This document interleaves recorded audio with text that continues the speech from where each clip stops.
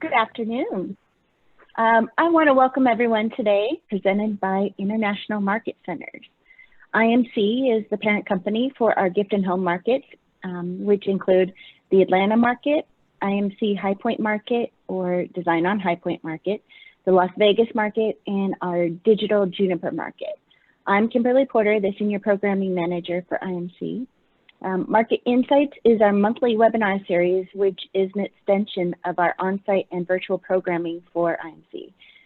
And we are returning to on-site events this summer. So please be checking our website to see those updated listings.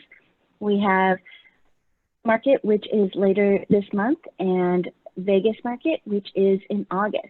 And again, High Point, which is in October. Today's presentation is Market Insights, Designing and Sourcing, What's Next in 2021. We have Andre, Ari, DuVäl, Breegan, and Krissa Rossbund as our moderator. This is presented by IMC in partnership with the Black Interior Designers Network and Traditional Home Magazine. Just a few pointers. If you want more information about other CEU opportunities, upcoming webinars or seminars on site, open showrooms, and other resources, please check out our website. This is CEU accredited, and that information will be emailed out to you following the presentation in a day or so. We also will have a small time for question and answers, so if you have any questions that you want to ask our designers, please put that in the chat or on the Q&A tab and we'll get to those. And Krissa, I'll let you take it away. Thank you, Kim. I appreciate the invitation and partnering with IMC and the Black Interior Design Network. And I'm thrilled to have these four panelists today, Breegan, DuVäl, Ari, and Andre. So thank you all for your time this afternoon and morning, depending on where you're located.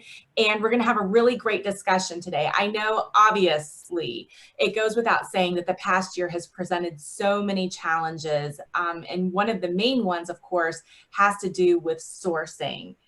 People are without products, people are without lumber, they're without cars. I'm in the market for a car, can't get one. So there are so many pieces that we've had to live without over the past year. And it's difficult.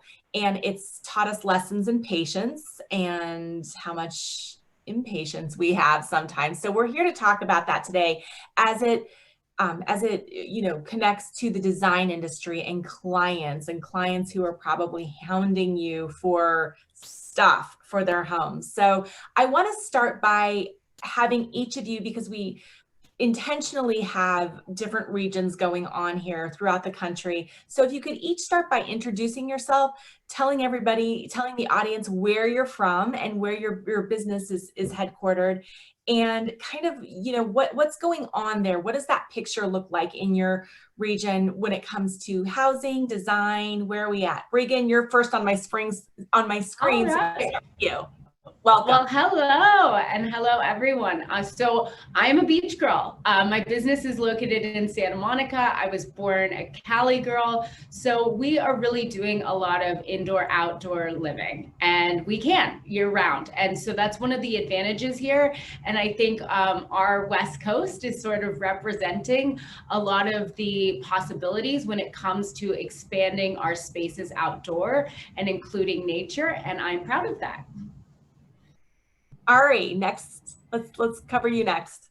Hey everybody, I'm Arianne Bellizaire. I'm based in Baton Rouge, Louisiana, so far away from my friend Breegan, but we are representing and holding down the south part of the country.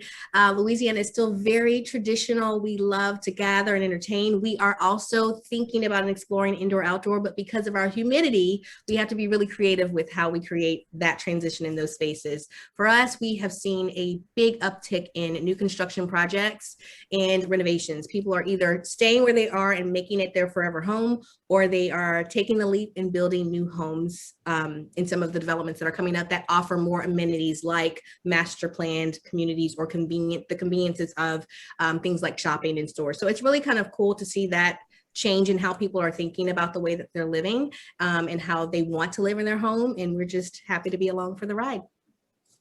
Great, thank you. DuVäl. Hey guys, my name is DuVäl. I'm based in Fairfax, Virginia, just outside of the DC metro area. So we are holding down the East Coast, so the upper portion, let's say. And for us, most of the work I'm seeing is a lot of new builds, a lot of renovations, just like Ari seeing. I think we're holding down mostly transitional designs. Not everyone's too traditional, not everyone's too coastal and too modern. So we see a lot of transitional out here.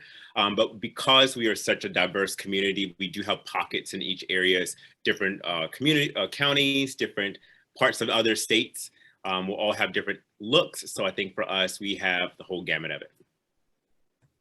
Oh, also happy to be here, by the way. Oh, and we're happy to have you. Thank you so much. Andre. Hi guys, my name is Andre Hilton. I am owner of Jordan Hilton Interiors here in the illustrious Atlanta, Georgia. We are holding it down for the East Coast, down on the South. But some of the things that are happening here, as you know, the pandemic hit and everyone from up north started trafficking down to the South, primarily Atlanta, because we were open first and people really got to see the city and really get into the community and the culture, you know, what Atlanta has here. So during that time, a lot of people are home, wanted to get their houses done. So there's been lots and lots of renovations and home design, and people are sitting at home just trying to figure out what to do next. Everyone's bored and didn't realize how much they kind of hate their spaces until they have to be there all day. So it has been extremely busy for us. Atlanta has been built up times 10 from what it was years ago. So buildings are going up left and right, and the need and the desire for interior designers are out of this world right now. So yeah, it's a lot of business happening here. I'm super excited about it and ready to see what happens next. Several of you mentioned new builds, and we know that there are really historically low interest rates happening throughout this country. There's also a lumber shortage that has proved to be problematic for this industry. Before the pandemic, I know that all of you have had different relationships with your clients, some who are very educated and engaged in the design process, and then maybe those who are novices to this whole industry and don't know a whole lot.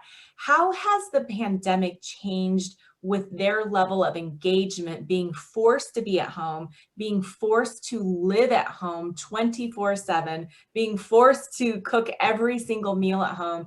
How has that changed? Or do any of you have an example of a client who maybe before pandemic wasn't as interested in some of the details, but now has really become so because they're interested in the functionality that they all of a sudden realized wasn't working before? And I'll just let one of you jump in and then we'll go around. Absolutely. I'm sorry, I had to jump in on that one first. Go for it. Go for it.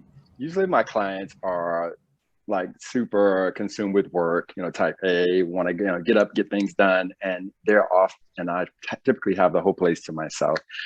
Since the pandemic has come into play, like you said, they're home all of the time, and now it's like, okay, well, what else can I do? Sometimes they don't feel as useful anymore because they're not walking in offices every day, and a lot of them just can't sit still, so they try to do my job too, or at least help. So I say, I always call them my assistants now because they're always tuning in or sending me pictures or, making quick little phone calls, just to kind of help me out, because they know as designers during this time, we are super, super busy, busier than ever.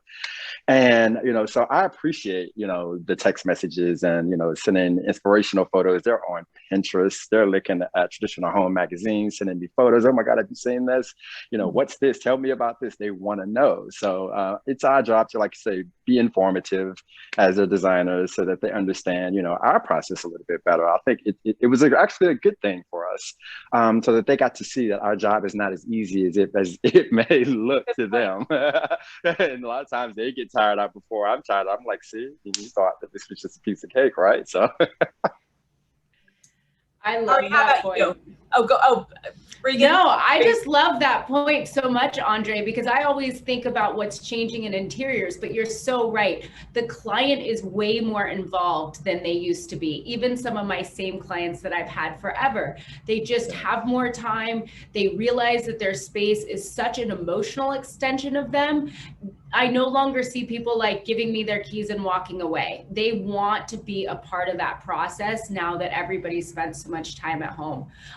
But also interesting things I've done is like cut off interior space to an office and created an exterior door to kind of separate work from life, you know? So there's a lot of interesting things that are happening that I didn't think I would do pre-pandemic.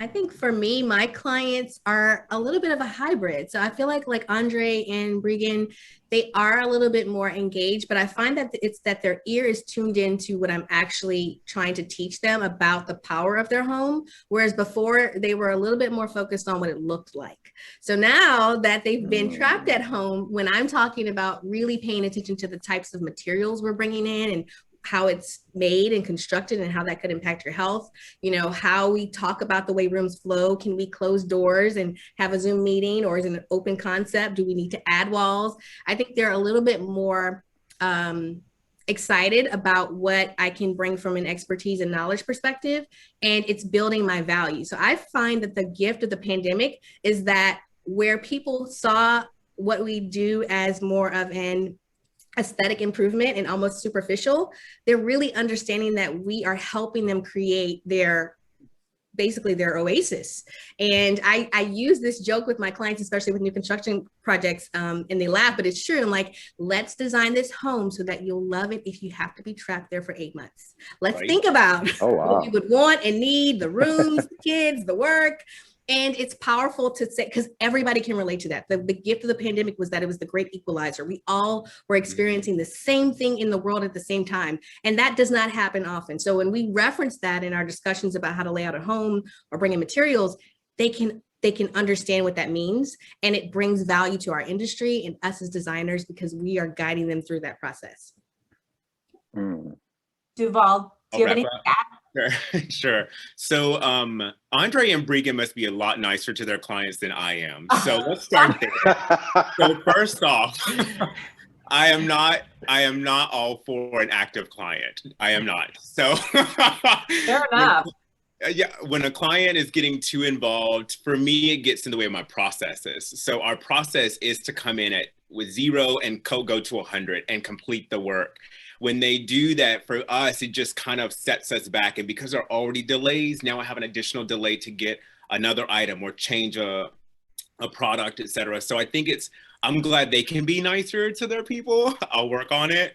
But I also found that the clients now are telling me more of what they don't want in their house than they were before. Usually it was like, I want this, I want this, I want this. Now it's coming into like, I don't like this, I don't like this, I don't like that. And if we can resolve the issues and create solutions for them, I find that they're so much more confident in us just finishing the project for them versus can you give an example of when they say they don't want something, what that may sound like?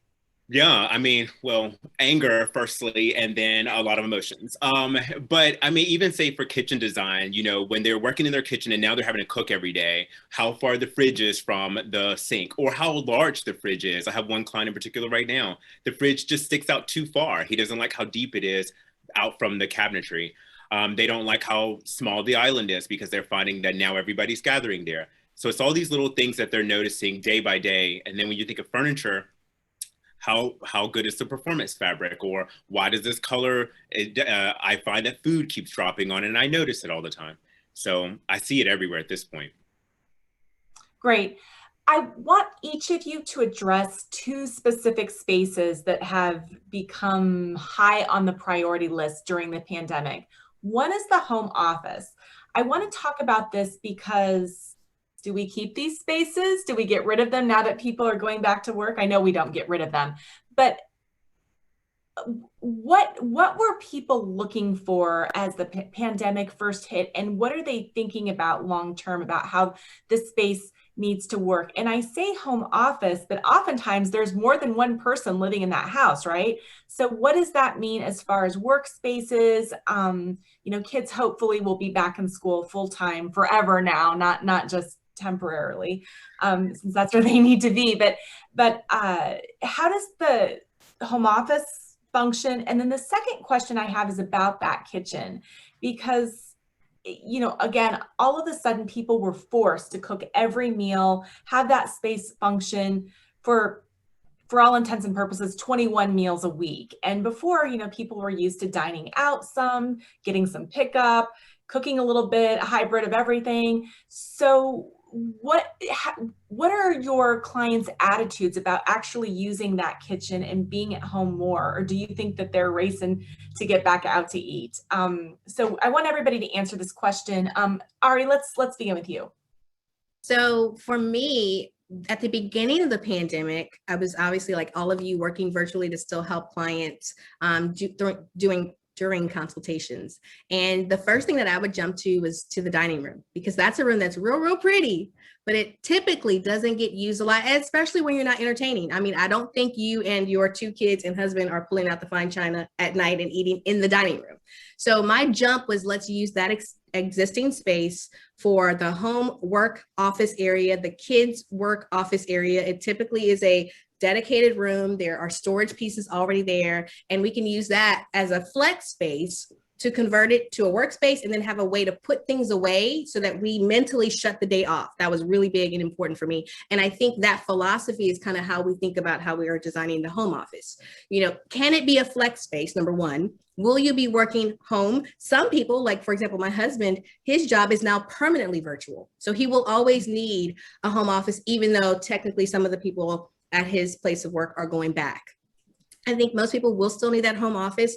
I'm always the advocate for making it a flex space if you don't have to work there 5 days a week. And then similarly to the kitchen, you know, for us, again, thinking about the first few months of the pandemic, what was really important to us that we know about kitchens is that you have to have landing zones. And we thought those were just for prepping the food. But when we had to learn the video about how to wash and wipe off the groceries and not contaminate them on one side and have the space to move them to the other, I think about that all the time, because I'm thinking about how our landing zones and our prep spaces can also help us if we don't have a room dedicated to hygiene to, you know, make sure that things are clean when they come into our home. So some of that training and some of those traumatic experiences are also the things I think about when we're designing the kitchens and the offices in our homes today. Okay, DuVäl, next. As far as home offices, to be completely honest, I feel like the backdrops are a concern for clients. Everybody's doing webinars, everybody's doing Zoom. So having a cute little backdrop is what they're concerned about, which they'll not tell you that, but it's true. And then for our clients, we're keeping a lot of people out. Thankfully, we don't have to turn a lot of these into flex spaces because they have the extra space in the house. So for these, we're designating them to the as offices and to stay as an office. But as far as kitchens go, I think Ari, she nailed it for me. Okay, Breegan. So I actually find the home office to be an interesting space right now. I think that people really wanted it at the beginning of the pandemic, but they realized they worked from a quiet, comfortable space more than they sat at their desk. And so what I'm seeing they need is really just storage for actual work and computer, like a place for your printer, a place for your files, a place where you store pens, and then separate of that, sort of a space that's designated a nice comfy chair, a little occasional table for some coffee, where they can be out on a balcony, and that's where they're actually working from. So I see people leaning away from the traditional office because they're ready to have that separation of space. I know we're talking kitchen and all sorts of spaces, but I also think the bathroom and cleanliness has been a big soul reset for me, even personally. And so I'm seeing a lot of people want more luxurious space and clean, crisp lines in their bathrooms, because it was where we both relaxed, but also hygiene was a big part of just keeping ourselves healthy and safe. And so I've seen a lot of attention there as well. Right. And I suppose it is true with technology being wireless. In mobile, you can take it anywhere, really. So it doesn't have to be in a room. It can be on your living room sofa, or outdoors, even better, right? Exactly. I never understand how you California people get anything done, because if I were, every time I'm in LA, it's just like the last thing I want to do is work. You guys have better willpower than I have. Andre. So for me, I'm gonna have to agree with everyone before me. Home offices definitely was one of the focuses, but during the pandemic, everything for me shifted over to the kitchen. And mainly because I've had clients that have children that are homeschooling now and not not busing them to schools every day. And so the breakfast area has become a staple of the gathering spot in the kitchen for them. The kids do the homework while mom is cooking. Dad comes home. The first thing he wants to do is sit at the island and complain about his day. And everything seems to start happening there now. And even when the mom is working from home, she's in the kitchen. She likes to sit at where she's near food and snacks. So she's able to just go and feed or drink or whatever she needs to do from the kitchen. So I've had a lot of kitchen renovations during the pandemic, and it's been quite life-changing for a lot of them and for myself as well. I find myself being in the kitchen majority of the time because there's sit, eat, lounge all in one space. Now I actively work in my dining room when I'm not at the office because it is, like you said, a flex space. And I love working in my dining room. And also my assistant and my project manager, they all love working in my dining room too. There's lots of light, relaxation. And again, taking it back to the kitchen, it's literally right there. So yeah, I would definitely say it's been the dining room for me. It's been a big staple during this pandemic in terms of getting things done for a family. Okay, how has architecture changed over the past year, specifically when it comes to, again, that client, that homeowner engagement, maybe where before they were just interested in an aesthetic facelift, and then now they're talking about doing actual renovation, tear downs, gut jobs, new builds, all of those things. Are there any trends that you have seen, or positives or negatives that you've seen as far as your job from a design perspective for things that people want or don't want anymore, as it comes to actual structural and architectural changes versus just aesthetic redos? I'll jump in on that one. For sure, new builds, we're seeing powder rooms being more accessible to the entryway. Sometimes some powder rooms are pushed out further so that people can, if they need to use it and get clean or washed up, it's a lot quicker to access versus going through the entire house. I am also noticing that the foyers are coming back into play versus an open door and a completely open house, just kind of stopping, your guest or, a visitor in a certain space so that you can take any precautions that you might need and separate them from the kids or other family members or the elderly or whomever, so that you don't spread anything that way. I feel like that's an architectural change that, open floor plans were huge and they're still huge. But I think people are being more mindful on compartmentalizing a little bit more so that you can contain any type of issues that you may be concerned with health-wise. I think that's one thing to start. And I can totally back on that, if that's okay with you, Krissa. I think you were talking about the foyer, and one of the spaces that I'm really seeing, especially in LA, we didn't really do mud rooms. We don't have the snow gear that's everywhere else, but we need an Amazon package area. Like literally all of my clients, whether it is that foyer or there needs to be a dedicated space where people can enter your home, leave something comfortably, and then you can go and receive it. And so these are becoming new points of entry that are thought out. I'm seeing people do sheds, all sorts of different things, but that interaction with home and the delivery system is really an integrated part now of everyday life. That is Excellent. true.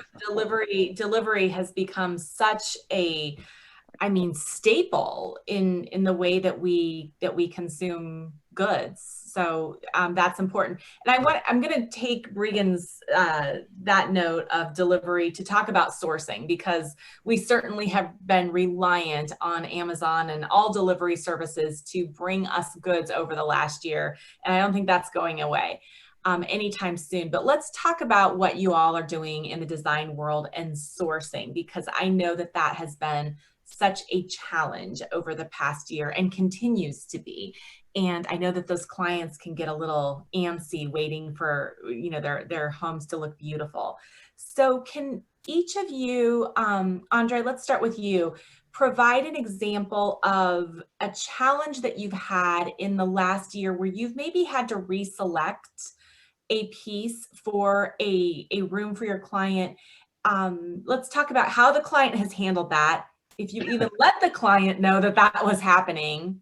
And lastly, and we'll go through this. This is like wedding vows, right? It's hard to remember everything when they draw it out together. But also, how are you educating the clients about, this is a great opportunity to educate clients about how long things take, even when it's not a pandemic, even when there's not a shortage, because to get that quality merchandise, as one of you mentioned, already, some clients want things right now. And we all know for those really artisanal pieces that time is a part of the beauty. That's one of the ingredients, if you will. And so how has this been an opportunity to communicate with clients? Tell me about a situation where you've had to reselect, respecify. Andre, I'm throwing it over to you. Alrighty. So I've had a lot of these instances happen over the pandemic, and I've navigated them pretty smoothly now that I know exactly that I had to go back to the drawing board and come up with a whole new ball of resources. Luckily for me, there are so many consignment stores that have amazing products here in Atlanta, such as Westside Market and 14th Street Antiques, and Antiques and Beyond. And so it's been my go-to for situations like this. First, when I go into projects now, I do make a disclaimer, that we are in the middle of a pandemic still. Deliveries have been pushed back. Designers are waiting.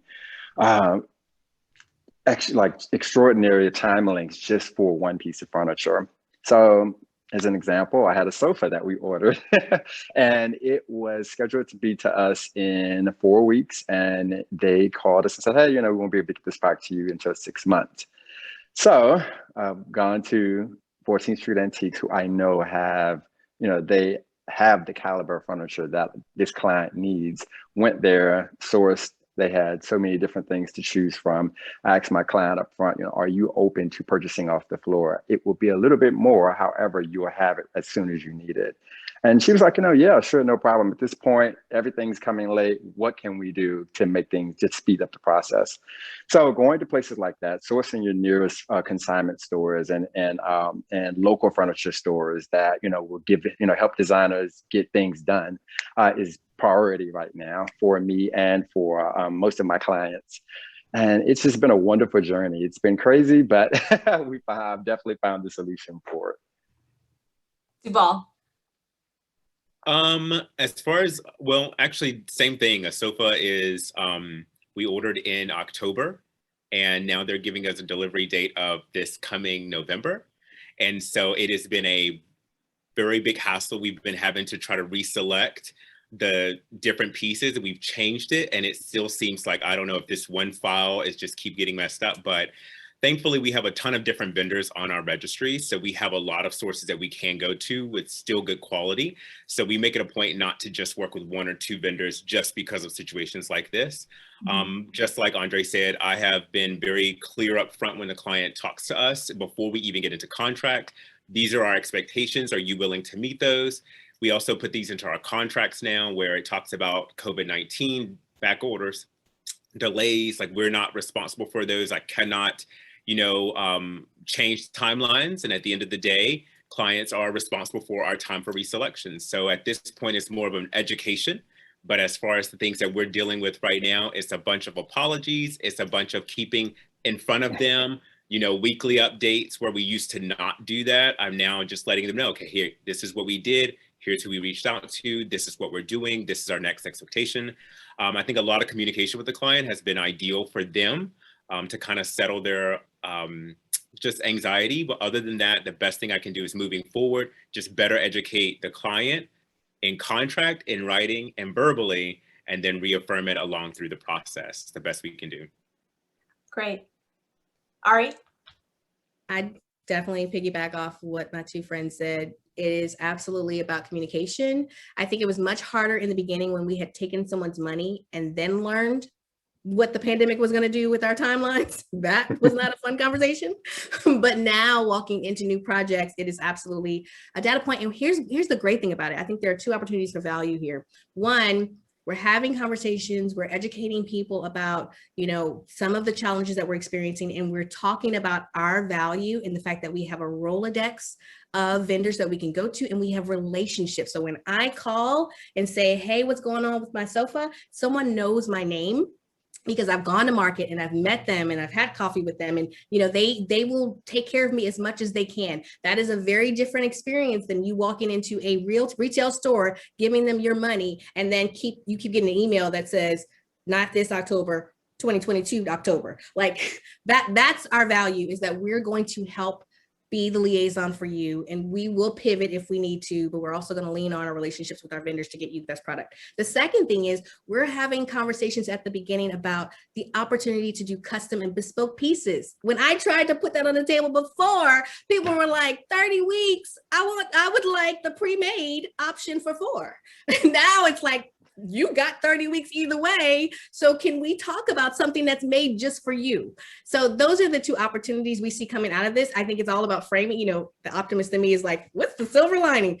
That's my silver lining, because it's a lot of bad, but that's the way I'm choosing to look at it, is the opportunity to talk to clients about all of their options and to talk about how we are their A team, and we're bringing value in their support and advocacy, you know, to get the products to them. Great. So it's really been an opportunity for the clients, your homeowners, to witness you problem solve. Yes. Where before they may not have, Yes. there may not be any problem. No, we're the Avengers. 4 of us, we're the Avengers. How many people have not realized the world is literally about to blow up? They're drinking their coffee. The Avengers are the ones going, let me stop the comments. That's us. They will just see it now. I'm totally getting the same thing. Like, custom was a word that scared clients before because they thought it meant more expensive and more time. Now custom means I can get it to you now and it'll be exactly what you want. And they're hearing that now, so you can have more fun with those pieces. And I also like the sustainability of sourcing locally, like Andre, and also rehabbing life into a piece that might be the wrong color or the wrong tone, and giving it some new hardware. It's a way to keep our furnishing sustainable as well. So I've been doing a lot of that sort of customization on antique pieces. But I have a client right now who has 3 of my personal dining chairs on loan because she wanted to wait, and I wanted her to wait for ones that just weren't going to come for like 2 months. And I was like, you know what? I've got 3 extra at the office, just keep them. I know you and the family need to move in and have a functional space, but we pictured this space with those chairs, so let's just wait. So yeah, we get creative. Okay, great. All of you have kind of talked about, you know, again, waiting for those custom bespoke pieces. Andre, you mentioned even a client who bought right off the floor, and you made the comment that it would cost a little more and they were willing to do that.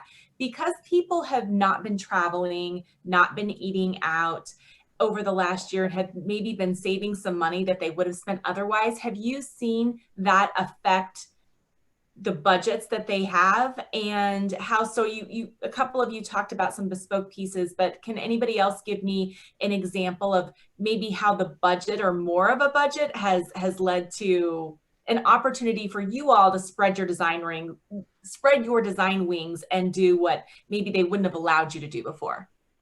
Oh yeah, absolutely. During one of my most recent projects, I had a client whose budget actually jumped because of the pandemic, because she wasn't out shopping all the time. She was a shopaholic. And I got to put a lot of my creative juices together to work as a designer, and something that I've always wanted to do. Every now and then I would get that good project where I could design a custom piece for a client. But this project gave all the works and all the opportunity where I was able to design a custom king bed, a day bed, a dining table. I mean, I went all out during this project, and she gave me full creative freedom to do so.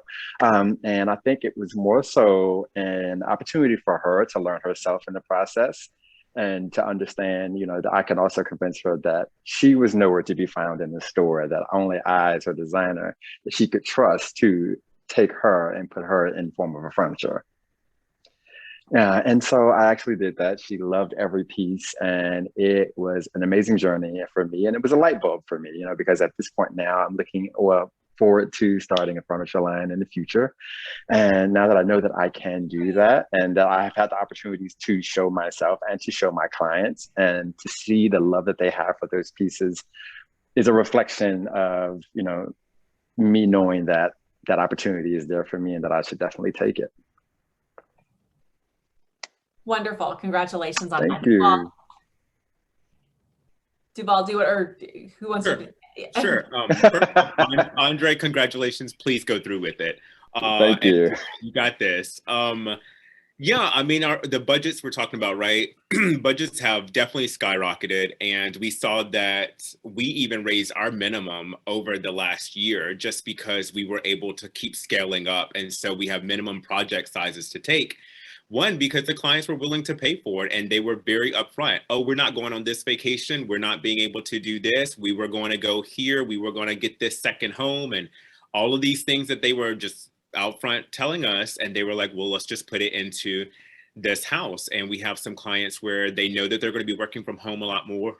They're going to be staying home. Some have actually even pulled their kids out into out of public schools. And so they're working from home, and so they want to renovate the spaces that they're going to be in constantly. And so we're here to give them exactly what they're asking for, and we're not blinking an eye. We're just going to keep it moving. Great. Breegan and Ari, we've talked now sort of about the big building and some of those key pieces, the big sofa and things like that. I want to sort of talk about sourcing smaller things now. And you all have mentioned, maybe sourcing from antiques. Has this, I think, in general, the antiques market has maybe been a bit on the decline in recent years because millennials don't want to wait and people want things right now or don't have the vision to know how to alter something, an older vintage piece. Has the lack of new things, new items that are available amplified the antiques and how you're sourcing from those? And then let's talk a little bit about makers and small batch artists and opportunities for them. Breegan, let's start with you and get your thoughts on that first. Of course. I think Grand Millennial Design is something that was coined at the beginning of the year. And I also think that with social media and all these DIYers, that people are seeing you can breathe life into new pieces. And we're giving away all the tips, even myself. Switch out the hardware, use these paints, this works, sand first. So I do think that customization to antiques is important. I also think as small business owners, and also a lot of my clients are entrepreneurs, there's been sort of this fear of where the world is headed. And so as much as I've experienced the same thing where people want to spend more, I've also had the experience where people are wanting to save because the future feels a little less uncertain, or they have really large overheads, or they think because we're in this moment that it means they can save a lot of money, which I find just interesting and a challenge to push myself creatively. It's a complete, contrast of having that project where you have all the budget in the world and you get to learn. And Andre, they're amazing experiences. And I've had one over the last year, but there's also the clients where they're like, this is our budget. We expect beautiful, that pushes you as a designer that much more, especially when it comes to taking antique pieces and reliving life into them and adding customized wood paneling that makes it just drip looking like $1 million, but it's not, So I've had a lot of fun with that in this process. Okay. And Ari? Yeah, one of my favorite places at High Point Market is the Antiques District. I love to explore. I found some fantastic chairs that I just did not even have a project or place for, that I just knew were coming home for me until I realized it would cost more to ship them to me than I actually paid for the chairs.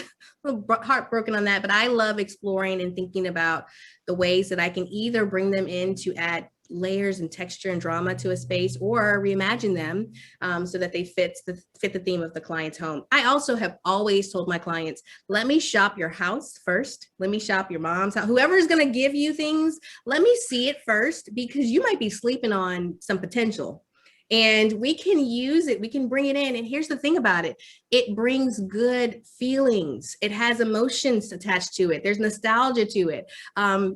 I think about my grandmother's formal living room, which up until last year still had the shrink wrap around her furniture pieces because it was so precious to her, right? And she's got all this great furniture, and I'm like, if I could just get my hands on it. But guess what? It's well preserved because she just did not want, it was just from that old school mentality of keeping everything very well protected because it was a big investment. So a lot of people, a lot of young people can look back to earlier generations and see that the things that were being made then were really well constructed, sometimes better constructed than the things that you can find, retail today. And there's potential there. So I love starting there to see what you have and how we can make it your own. I also think I'm starting to talk about, in the context of sustainability, as Breegan talked about, the life cycle of something and how every time we touch it, we are either extending its life or we are starting its life. So if we buy a sofa today, we are at the beginning of the life. Are we buying well enough that where our kids and grandkids could use that sofa? Are we the start of that generational legacy of that piece? So as we talk about pieces to bring into our clients' homes, I always want to think about the legacy of that piece. And that helps me educate the client on how much or how little to invest in that piece, where we source it, whether it's an antique that we're going to extend life to, or it's something new that we're going to bring into the story of our family's furniture lineage. Great. What are some of the key categories that you see? Now we can sort of, we kind of get tired of talking about pandemic at this point, right? It's like kind of consumes all of us in every conversation. So pandemic aside, what do you all see as being some of those like hot accessories that your clients want from a trend perspective, or we don't like the word trend at traditional home, but objects that you want to have kind of that clients are asking for? Do you see any trends, movements in colors and textures? I would like all of you to answer this and kind of tell me where you're finding these things. If it's not in a traditional showroom, and we know that people maybe aren't traveling quite so much as they were before, what are some of your secret sources, if you'll share them?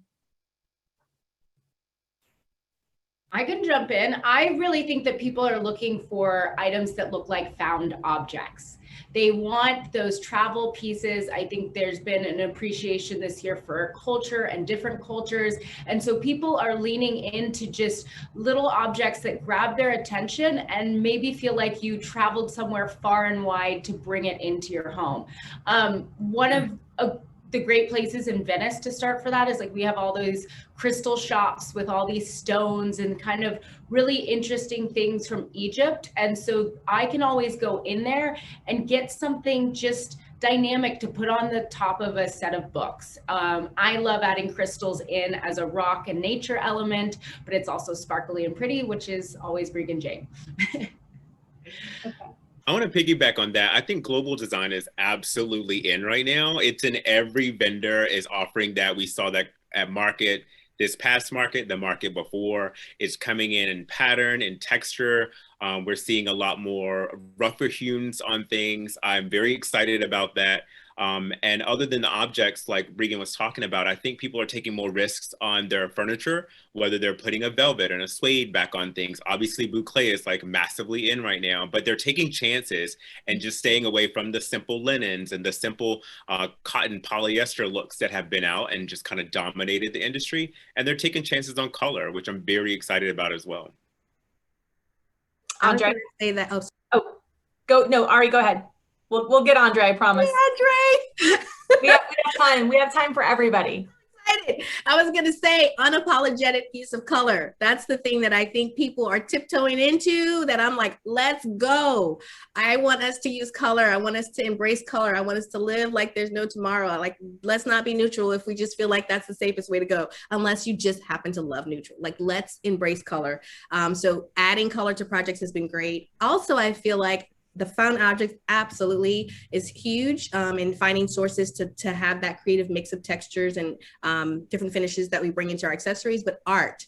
is something that people, as they grow in understanding that their home is kind of a reflection of their personal brand, being able to help them find a favorite artist or someone who speaks to them, or even telling them we can have a local artist create an original piece for you using the colors and textures you love. Like that to me is the most exciting opportunity and it's not a trend, but it's just kind of, I guess, a category that sometimes people will not dedicate enough resources to. They're shocked at how much it costs to get really great art, or even how much it costs to accessorize a space. You know, when you add up the number of pieces, it does take a bit of money. So not a trend, but just those two categories I feel like are the ones that we can actually help educate people on how important they are to the completion of the room. Well, and when it comes to art, people are also shocked when they see the stickers of how much it costs to frame art. Hello. Yes, that too. Right. That's why most are floating canvases. But I'm just but yeah, it's like, okay, you know, but hey, we got the art, and you can always go and take it to get it framed later. Absolutely. If that's the sticker shock. So you're right about that. Mm-hmm. Okay, Andre, it's your turn. Oh, you're on mute. All right, we're back. Can we restate the question real quick? I got cut off right when the question was asked. What was my question? It was about trend categories, what we're bringing in. Yeah, it's about trends and like the small things that people want that we're bringing into the home. Like, what are they interested in from a trend, or like I said, we don't like the word trend at traditional homes. So from a movement perspective, things that people are grasping onto. Okay, so in terms of trends that I think people are probably doing away with is probably the color usage of gray and neutrals. When I first started my business about 8 years ago, it seemed like every project I did, everyone wanted neutral. It was just a thing at the time. And that thing has flown, thankfully. I'm now seeing clients that, like I said, want to be, as I already said, unapologetic use of color, which has been great for me. You know, it's allowed me to flourish as a designer and, you know, play with a lot of different, you know, color palettes that I probably would have ever thought, you know, really existed. And it's been fun. It's been a journey in terms of things that people are starting to want to pay attention more to in their homes. Artwork is definitely something that has been a transitional element in homes that I've been working on recently. Before, everyone, you know, they wanted giclées, you know, art pieces that are on canvas, that are more so printed. You know, people were concerned about cost of custom artwork, and now the thing is to have those custom pieces of art that really tell a story and really mean something. People are starting to see that those are, you know, long-term investments rather than just making it look nice for the moment. And so that has been a wonderful experience, being able to source galleries and, you know, call on local artists. There's one kid, his name is Joe Turner out of Birmingham, Alabama, 19 years old, absolutely phenomenal. Would you ever think a young kid could paint like this? And brought him in and said, hey, you know, I have clientele that's dying to have you right now, you know. And so I've been using him as one of my sources for bringing custom art pieces in as a reflection to my clients in their home. Great. Okay, so we have three more questions before we get to our last little fun round of questions. Something that Ari brought up at the very beginning, because you're a Southern gal, and I know that entertaining is such a big component of the Southern lifestyle. But I really think it's become that for everybody. And again, the word entertaining can be a little intimidating to people, a little scary to people, because I don't know, they think White House steak dinner, and that's what most of us are not doing on a nightly basis. But it is, of course, it's fun to socialize with friends and family and have people over and gather and whatever terminology you use for that. And I know entertaining is huge at traditional home. And I know that the tabletop industry has just skyrocketed over the last year, because all of a sudden people didn't want mismatched mugs anymore and mismatched plates. And so they're buying, even though they weren't having people over because that was not safe to do so, for their family, they wanted to create a beautiful dining environment every night. So how do you see that? I would hate if that were a temporary trend, because I love those moments of just sitting down and being on pause and celebrating life with people. But how has that woven its way into what your clients are asking for, entertaining, gathering. Breegan mentioned the indoor-outdoor space that California Life allots. So let's talk a little bit about that, because that has been a category where people could, to some degree, have instant gratification and order new plates or order new glassware. So Breegan, let's start with you. Well, I actually did a whole article on this once, because I basically have a party in the box in my garage. I got a bunch of the large sort of heated catering plates, and then I kind of have a place I always order from.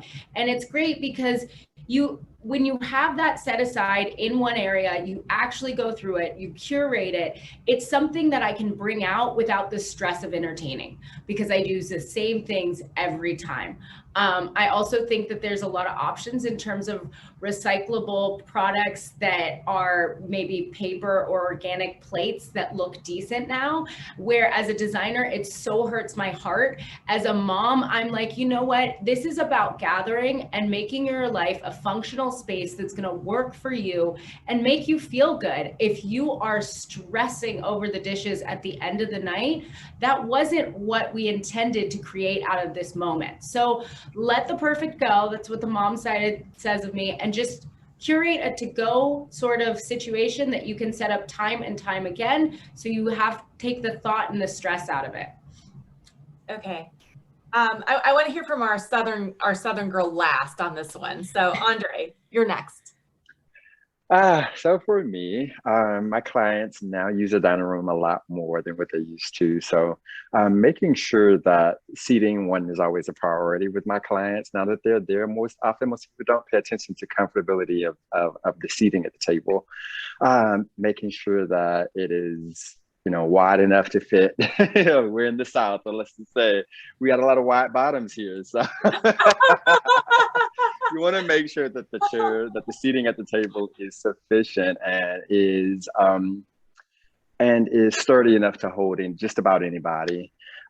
Also, one of the things in the dining room, people like a lot more of an intimate setting here. I don't know why that is in the South. I know I've seen a lot of bright white dining rooms, especially in New York, up north and in LA, but here in the South, everyone loves an intimate setting. So I like to use cool colors and warm colors, such as like midnight blues and, burgundies and things of that nature, just to bring in like a sense of comfort and coziness that people can, talk over and enjoy a dinner, looking at one another and having conversations. And things don't always have to just seem so light and airy. They can be really cozy and comfortable. So that's been really important for a lot of my clients. Okay, DuVäl.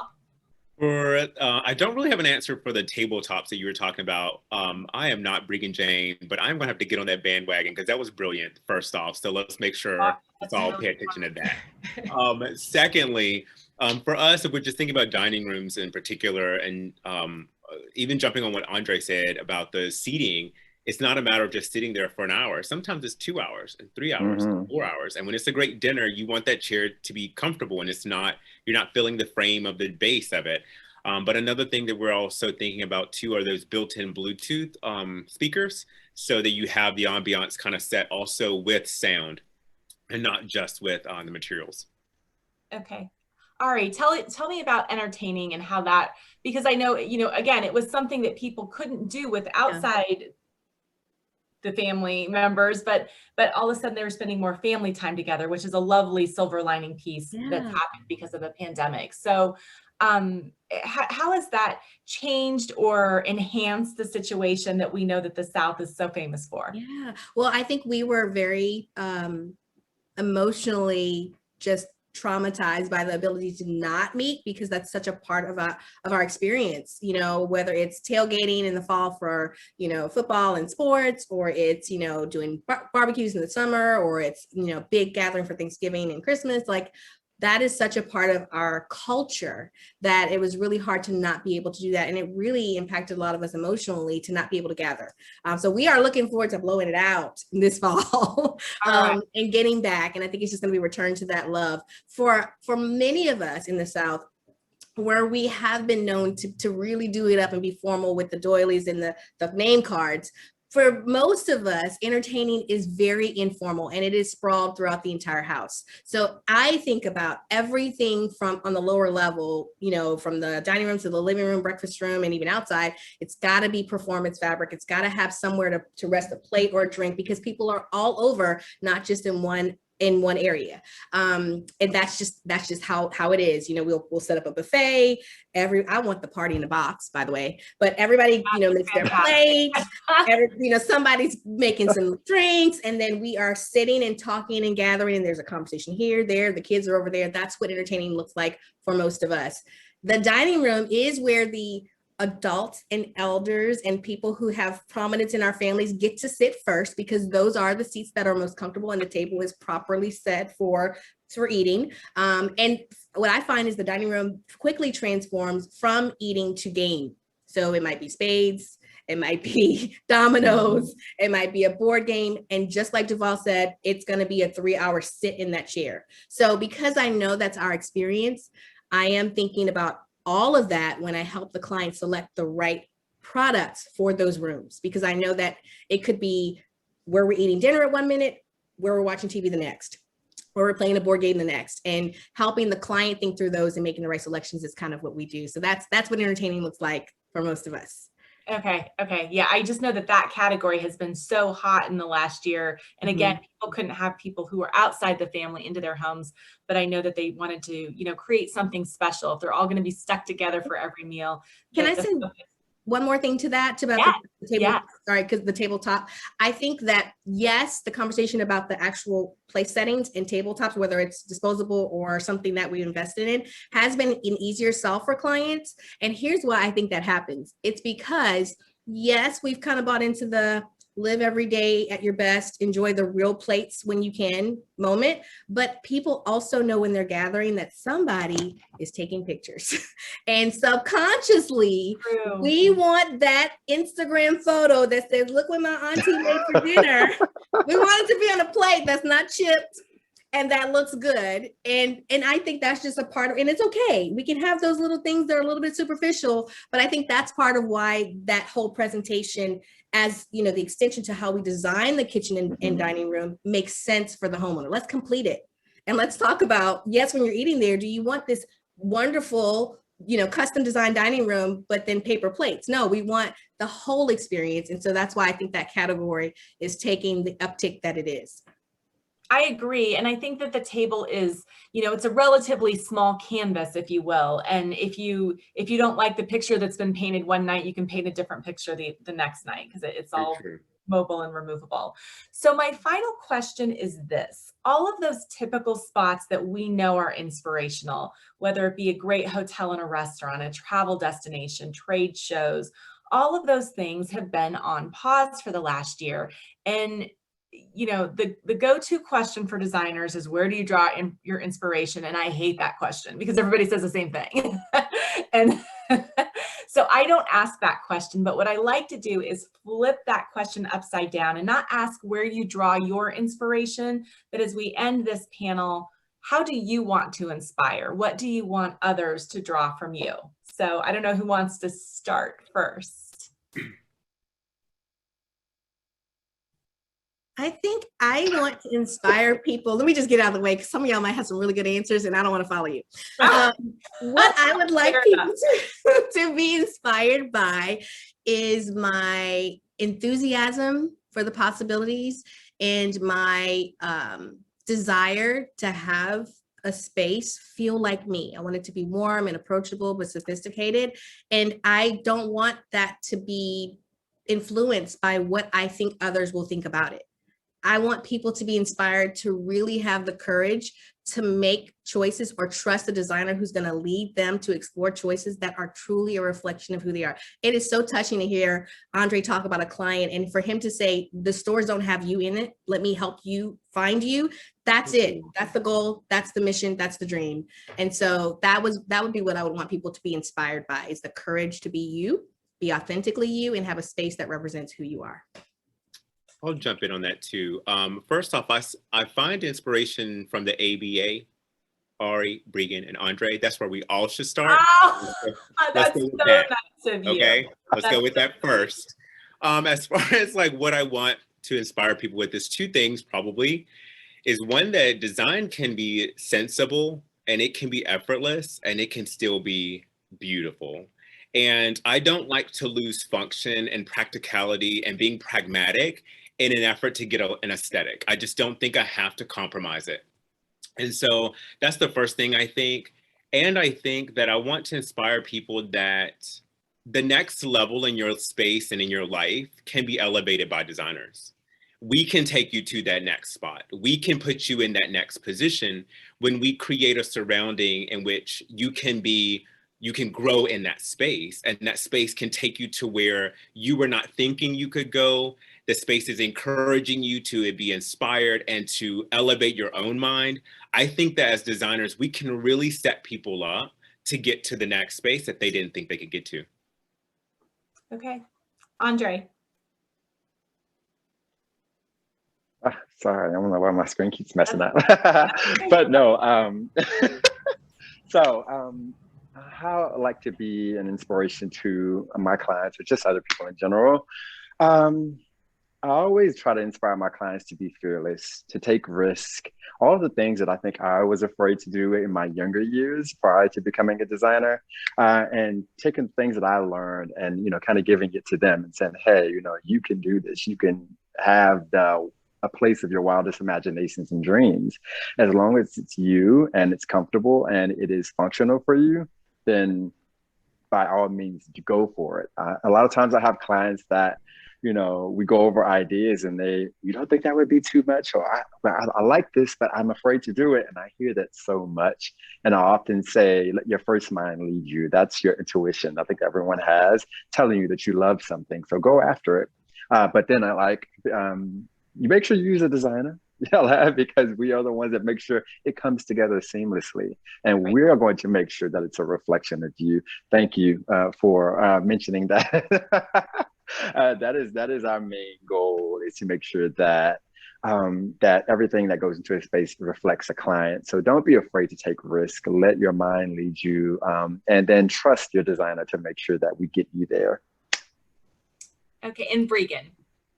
I think being an interior designer is interesting because it used to be sort of that thing that people thought was something that only luxury could afford you and lifestyles of the rich and famous.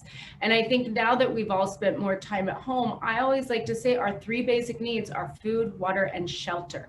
And your shelter is a basic need, and it's the space that holds us emotionally. And all of us want to feel loved and safe.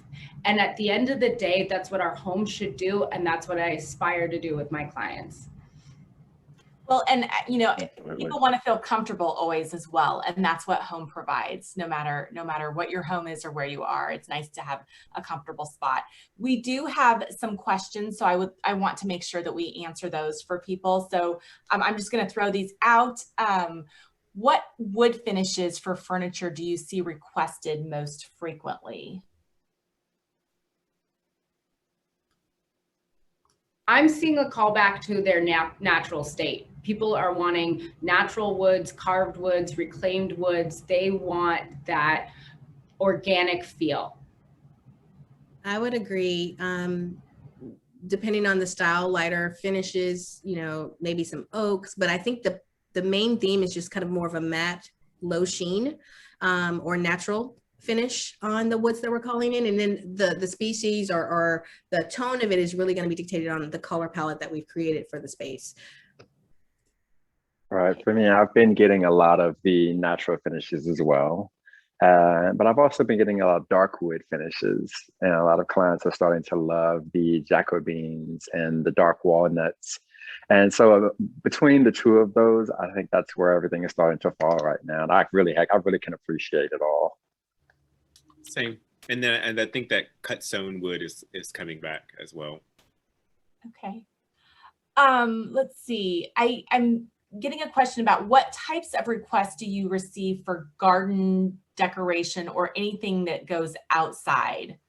So I think this sort of speaks to that outdoor living that everybody wants. I mean, we all want to be outside as much as possible, right? And some regions allow us to do that and some regions not. So maybe if you could all address this from your specific region. that would be great. Let me bow out of this one. I always remind clients I'm an interior designer, not exterior. Okay. Okay. So at this point, we actually refer out exterior work. We do help with exterior renderings, but I'm a bow out on this one. I think it's really important, DuVäl, to have partners that support you. And I definitely love to bring in a landscaper when I'm doing exterior work because, yeah, my brain goes interior first and then exterior. Like, I don't really know how to keep plants alive, so I need to bring in somebody who can help you with that.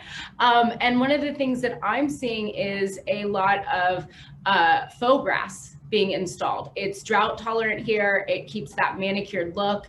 There's a wide range in product and availability now. It's easier on kids. People want that manicured grass looking yard, but they don't want to have to take care of it. And it's also nice to a drought tolerant environment. Can I ask questions? Let me jump in here because I have not heard about that. And I'm assuming that's a West Coast thing. Is that because you guys can have like your summer, winters are still bright and airy? Yeah, I don't know. We do a lot of fake grass here and we install it on the front yards and then put some real plants next to it. And you can't really tell a difference on some of the really nice stuff. And you don't have to worry about sprinkler systems. And yeah, it's a big request here. That's amazing. Yeah, to piggyback off of what Breegan said, I've been seeing a lot of the faux grass being used primarily in the backyards and the front yards. I think people love the lush feel of nice green, perfect grass in the front yard, but the backyard, nobody wants the maintenance anymore. So they'd rather just take care of one rather than two. And it keeps costs down, especially in Georgia. It gets extremely hot here. And, irrigation systems are extremely costly, especially if you have a big yard. So to cut those costs in half, I've had seen clients go to the turf in the backyard, and it's been great. Also, I do believe in having, someone to partner with in terms of a landscaper. Although I used to do landscape when I was a kid, my uncle owned a landscaping business. I still, like Brittany said, sometimes don't know how to keep things alive. My grass right now has a few burnt spots, but that's neither here nor there. But I do think that it's very important to have partners that help take care of a yard to make sure that it gives you exactly what you're looking for. During the pandemic, in terms of decor, outdoor decor, a lot of clients I found want that level of comfortability, but still excitement, because being inside all day, it can be dreadful sometimes. And when they come outside, they want to be like, oh, I'm outside. So lots of usage of colors and, patterns and, bright whites and cool blues have come into play in a lot of my outdoor projects, and umbrellas for shade and just little fun, plants here and there. They want to feel like they want to be in the zen, like an oasis in a way. And so people have been paying very, very close attention to that. And I find it quite helpful for their everyday, work days, especially after being in the house all day long, to be able to come outside and just woo-saw. Okay, moving on. Somebody's asking about sourcing art for clients. How open are you to working with online galleries? And do you have a couple of criteria? If a couple people could maybe jump in on this one, and then I'll get a couple people on the next one just to save time. I do. Okay. No, go first. I have a good one though, but okay. So for me, we have a fantastic art gallery here in Baton Rouge that I've established a relationship with. And what they will do is they'll understand what our project needs are, and they will help me source their connections that are local artists internationally, online artists, because they have a deeper reach than I do. So they can be the specialist in that, and they can be who I lean on to get a broader understanding of my resources in terms of art. And that's, to me, much more effective than me looking online and trying to find artists. And I found that doing that, I am introduced to so many fantastic artists that I never would have found, because they know where to go to find great pockets of artists. And again, it could be someone here, it could be someone international, it could be a resource that they use online, but the store itself is local. So I can bring my project in, I can sit down, I can talk about what we've got going on color palette wise, and then they will support me on the art front. So as a starter trick, I love to use photography as art. Either family photography blown up in black and white on a canvas is a great way to fill a wall. But I also like using the public library as a resource to print things. And you can actually request prints, and then it's usually a historic sort of photo of your town. I have great photos of Venice throughout my home. And I got them all from the Los Angeles Public Library archives. So I had to give that trick. And then Coco Gallery, if you guys have not used it yet, is something that really helps designers pair custom art for their clients, especially my client who wants like a painting of their kids. It's an affordable price point. So Breegan, can you spell that for people who are listening? COCO Gallery, Coco Gallery. And she's got great affordable art that's customizable. And it's built for us designers. Okay. And for DuVäl and Andre, what are you guys seeing as far as somebody's asking about kitchen trends? And that's always a hot topic, as we know. So do you have a few kitchen style or, you know, talking about design looks, faucets, cabinetry? Can you tackle that one? Sure. For us, we're doing a lot more insets right now. So everything is inset cabinetry. We're, you know, the top drawer, we're doing flat slab fronts instead of having that and just giving a little bit more dimension to it. Two-tone kitchens are still in, three-tone kitchens are still in. Doing a perimeter, one color, and then doing the island countertops different, still in. I'm moving a little bit more away from the apron sinks, although we still have requests for those. I'm going back to those kind of like stainless steel commercial grade sinks at this point. We had a lot of clients asking us about those motion censored faucets so that they can not have to touch it, or they want to be a little bit more sanitary. And then right now for me personally, I'm really into Cremon bolts, and I'm like trying to like push every client into that, and I'm obsessed with those. So that's what's going on several kitchens right now. So for me, he just really took all my good answers. But definitely 2- and 3-tone kitchens. I'm doing a 3-tone kitchen right now, 2 colors, a dark, a light, and then a wood mixed together. Clients, we started to see a bit more of the brass and black come into play in kitchens, which you haven't, you know, you're starting to see it as a small trend, but now it's becoming even bigger in terms of sustainability and being, you know, creating timeless designs. I myself, I love roll. I love so many different lines. Roll. I love Delta for my budget conscious clients. They have great lines, especially with polished nickel for roll and, you know, the chrome for Delta. I actually like Delta's black Trinsic line. Amazing. I mean, absolutely amazing, and it looks just as good as the really expensive stuff. But but the function is amazing. And also in terms of kitchens, I'm starting to introduce my clients a lot to the waterfalls. I think they are a seamless way to keep from having to see the side of cabinets down the kitchens. And, you know, not only that, it's also a unique way to play with the marble, you know, create some timeless elements in the kitchen as well. Something very creative. Marble has been like just a crazy experience for everybody when it comes to kitchens now. You see it all over the place with timber and, you know, so many different marble companies that are being projected out to the world right now to see what kitchens can be made to look like.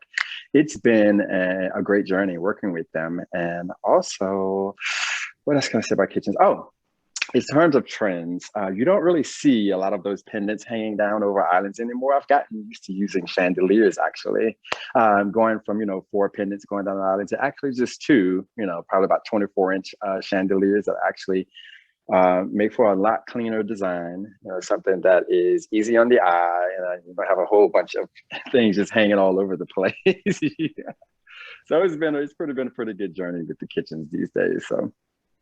Great. And Breegan, we have a few people who are asking you to repeat that source again. So I actually attached it in the link, so it's right in there, but it's Coco Gallery. And then check your local public libraries. Okay. It's got great artwork.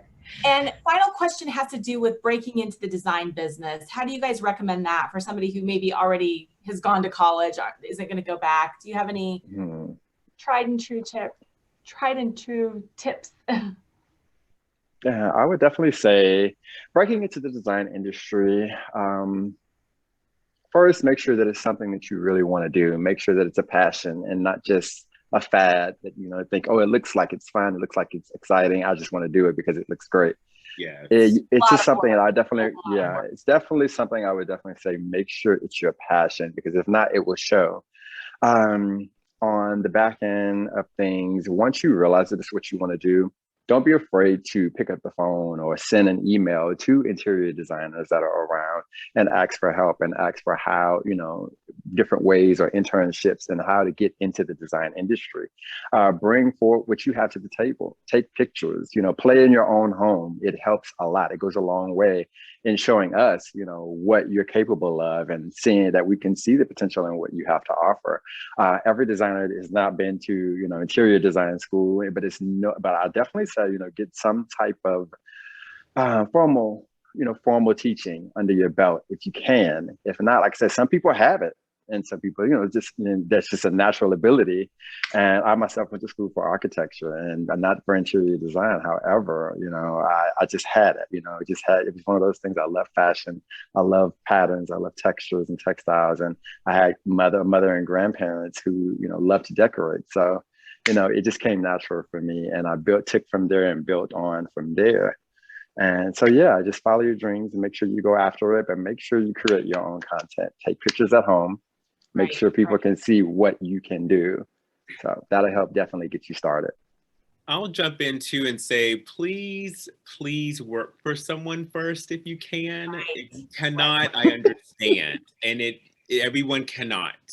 But even if you put in a year of your time, 2 years, you will gain so much knowledge just learning from someone else on the mistakes that they've had and the things that they've learned from. You're so much better off as a designer, and you will grow exponentially. Like, I cannot express, if someone had told me that in advance, I would have worked under someone else and I'd be further along than where I am. You know, we're happy with where we are, but the knowledge from other people is so invaluable.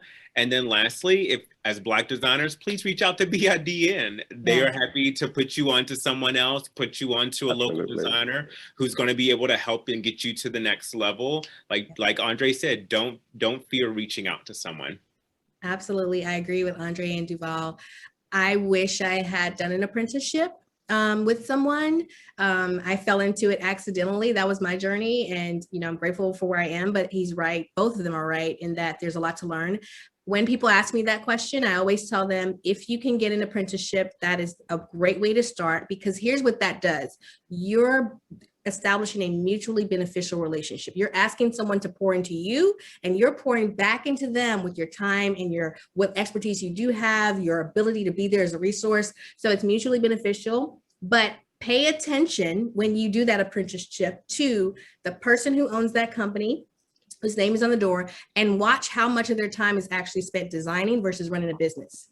And then figure out whether you want to be a designer who just goes to work, or you want to be a business owner who spends 80% of their time doing the things it takes to run a business. And that's the thing I wish I had known, right? Because, you know, I think people knew that there's an option. You don't have to, as a designer, you don't have to have your name on the shingle. You can add value to someone's team. Absolutely. But that's what an apprenticeship allows you to do. It allows you to figure out what part of the design process you actually love and then learn more about that. But sometimes we fall into the trap of feeling like, okay, I'm going to be a designer. That means I'm going to own a business. And that is not necessarily true. And that might make something that could have been a passion for you something that you don't pursue, because it is hard work to own and run a business. So that's what I would say. And Breegan, I feel like everyone really hit what's important. I just want to say a call back to us as designers. We have to be willing to teach our teams. And I've been fortunate enough to have 2 designers go on and start their own business.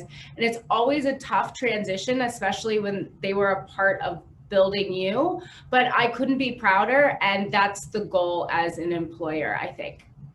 Okay. Yeah, I totally agree with you, I'm going Breegan. to add from the editor perspective is, I also think, and I can't remember which of you referenced this earlier, but you're not interior shoppers, you're interior designers.